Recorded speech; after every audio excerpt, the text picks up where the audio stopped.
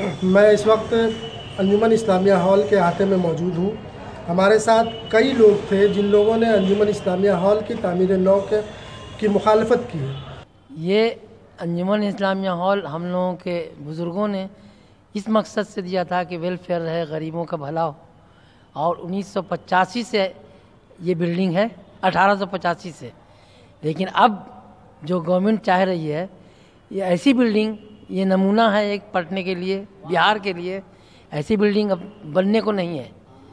और जो गरीबों का भला होने के लिए गवर्नमेंट कहती है, तो गरीबों का भला नहीं होगा ये नई बिल्डिंग बनने से। जहाँ तक अंजुमन इस्लामिया हॉल की बात है, तो 1857 के आसपास या उसके कुछ साल पहले यहाँ की आबादी बहुत मुख्तसर थी, बहुत कम थी। यहाँ के कुछ लोगों ने एक प्रोग्राम बनाकर इस जगह को,